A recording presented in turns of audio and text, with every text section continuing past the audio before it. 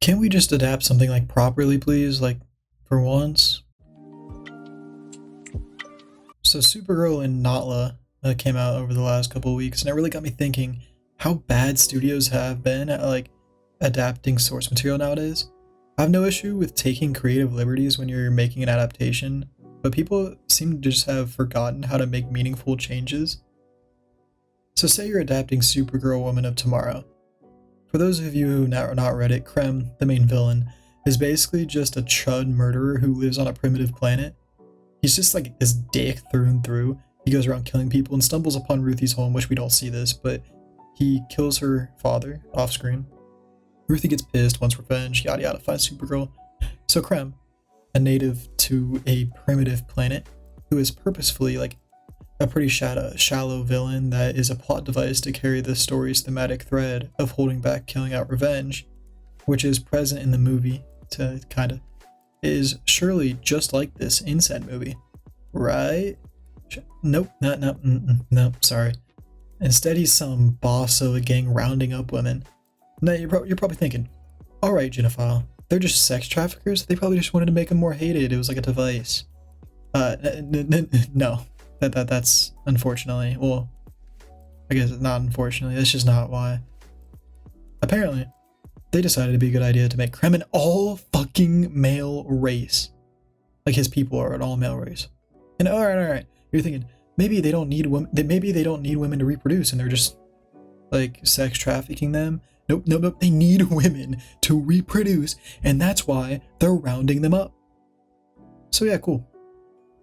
An awesome creative choice that really enhances the story, right guys? Makes a whole lot of sense. And I'm not one to throw the words like woke or feminist at movies with women leads baselessly. I think that's just disingenuous and overall lazy criticism. But I just like cannot fathom any other reason to make Krem this way other than to make this villain overbearingly analogous for abusive men in the least subtle or nuanced way. Supergirl also herself just has zero character arc in the movie. As she does in the comic, I'll get to more of that later. But she just essentially goes to Ruthie's planet. This is in the comic. In the comic, she goes to Ruthie's planet for a day to celebrate her 21st birthday, and she only plans on being there for one day. Because she has like a home on Earth, right? There's people, I think she explicitly says at one point, there's people there that need her. So she just wants to feel what it feels like to drink on her 21st birthday under a red sun. And then she's gonna go back. In the movie, for some reason, they decided it was a fantastic idea to fast forward the timeline. And so she's turning 23. So for the last 3 years, 2 years, she's just been this bumbling drunk with no direction. And she just has no, like, her character arc has nothing to do with not being this drunk anymore. And there's nothing that really shows this as much of a flaw that she has to overcome.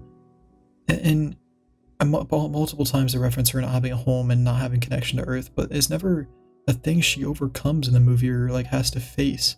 It just happens. Like at the end, she just decides to go to Earth, back to Earth with Superman, just because.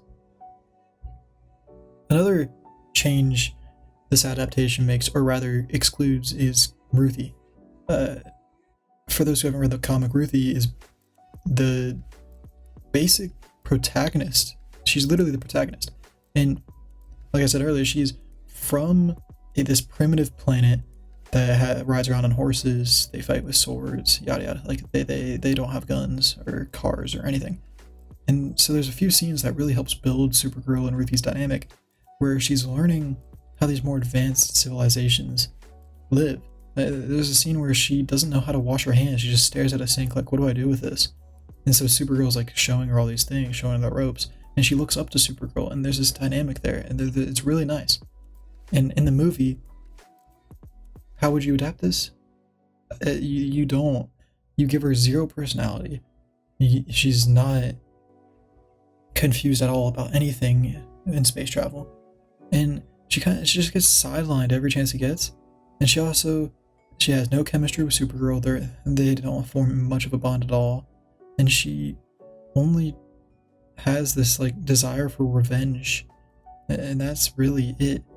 Not to mention how the said sex trafficking woman hunter just lets her go in her house when she kills the rest of her family. That's awesome. I don't understand how the writers came to this decision. How can you claim to read the comic but not adapt the literal protagonist in any way? And you'd probably respond to me and say, the writers suck and could not understand a comic written for borderline children. And you'd be correct. The lead writer, Anna, whatever your last name is, literally claimed that Krem dies at the end of the comic. And this is a slight spoiler, I guess, but the thematic climax of the comic is Supergirl literally holding back from killing him. Even publicly, they're admitting they have no clue what the hell they are writing. It's honestly insane that James Gunn publicly advocated for comic accuracy and quality and approved a script from this writer.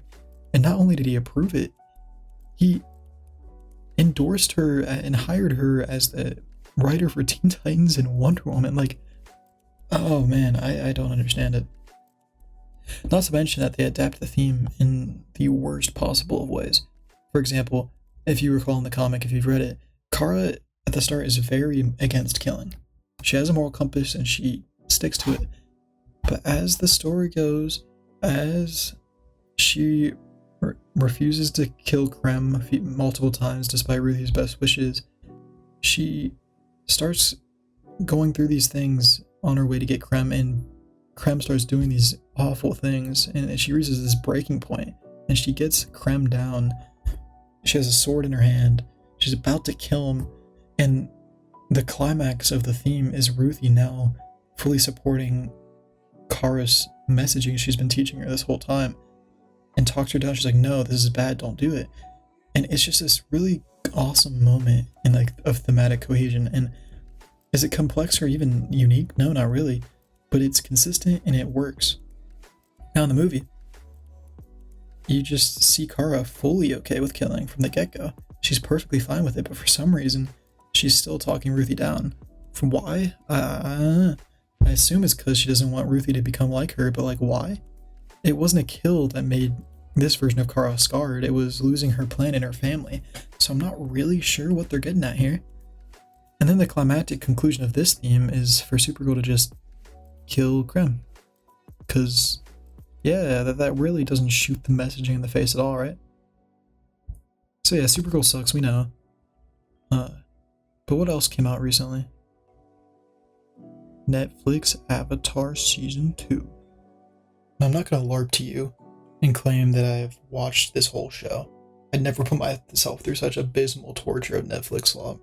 But I've seen clips, and let me tell you, if you know anything about Atla, I just don't know how you could watch this show in good faith. Like in Season 2, for example, you guys remember when the library is on their way to Ba Sing Se, and they take a pit stop to it? Yeah, nah. It's just chilling on the outskirts of the city they've already been at for weeks. And you're probably thinking, hey, the reason they need to get to Ba Sing Se is to tell the Earth King about their new intel, for they got from the library. And to that the writers will tell you, fuck you and watch my slop. And you remember how Appa getting lost lasts a good third of the season, and his presence is missed because they're stuck in the desert? Yeah, nah, F you, he's gone for one episode. And they've already gotten to the city.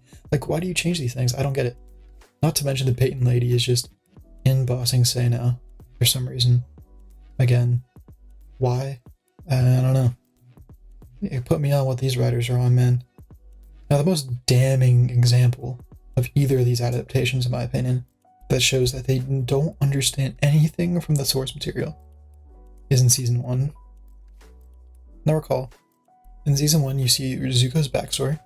He gets challenged to the Agni Kai with his dad, and he loses brutally because he's a chud. It's kind of the point. It's supposed to be this tragic and trauma-filled moment for Zuko where he feels like embarrassed at his failure and before and during the fight, and he sets on this quest to get Aang for redemption, for his honor.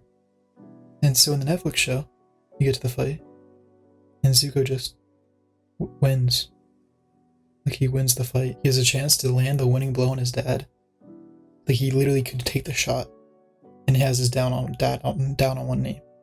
The only reason he loses is because he hesitates after he sees his dad's face. And then his dad wins the fight, yada yada. Like, I literally laughed audibly when I watched this. Like, you just don't understand the source on the most fundamental levels. Movies changing parts of the source material they're adapting is like inevitable. You cannot and frankly should not adapt existing media one-to-one. It's creatively bankrupt and it's just unneeded. But if you want to adapt a specific comic or a show, at least understand what you're watching and make meaningful changes that enhance your story. Like, look at Captain America Civil War. It basically shares zero similarities to the comic other than existence of these regulatory accords and Iron Man fighting Captain America. But the changes are meaningful and like fit the MCU and to tell an awesome character-driven story. It's probably my favorite MCU movie for a reason. Not even close to the source, but it's awesome. It's how adaptations should be. So yeah, Hollywood's just forgotten how to adopt media. Hopefully they learn, but let's be honest, they probably won't. Can't wait for Moana in a couple weeks.